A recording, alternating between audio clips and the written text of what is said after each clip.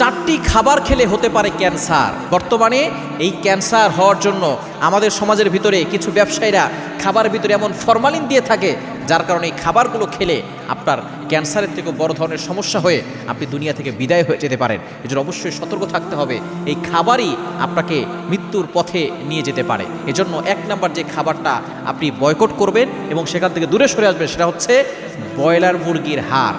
আমরা অনেকেই দেখা যাচ্ছে ব্রয়লার মুরগি খেতে বেশি পছন্দ করি, যেহেতু মাংসটা একটু সফট, বিশেষ করে মুরগি যেটা দেশিটা সেটা একটু শক্ত এবং এটা একটু নরম। এজন্য আমরা আমাদের সন্তানদেরও এটা খাওয়াই এবং হাড্ডিগুলো একটু নরম, এজন্য সেটা আমরা চিবিয়ে চিবিয়ে খাই। মনে রাখবেন, এই ব্রয়লার মুরগির ভিতরে ব্যবসায়িকরা দ্রুত বড় করার জন্য এটার ভিতরে অ্যান্টিবায়োটিক এবং এটার ভিতরে হরমোন দিয়ে এটাকে দ্রুত বড় করে, এবং এটার ভিতরে খুব পরিমাণ ফ্যাট আছে যেটা শরীরের রোগ প্রতিরোধ ক্ষমতা কমিয়ে দেয়, এবং আস্তে আস্তে এটা খেলে আপনি ক্যান্সারের দিকে চলে যাবেন, মরণ ব্যাধি ক্যান্সার আপনার হয়ে যাবে। এজন্য ব্রয়লার মুরগি সন্তানদেরকে বেশি খাওয়াবেন না, অবশ্যই সতর্ক থাকবেন, নিজেরাও খাবেন না, এবং বিশেষ করে হাড়গুলো এগুলো খাবেন না।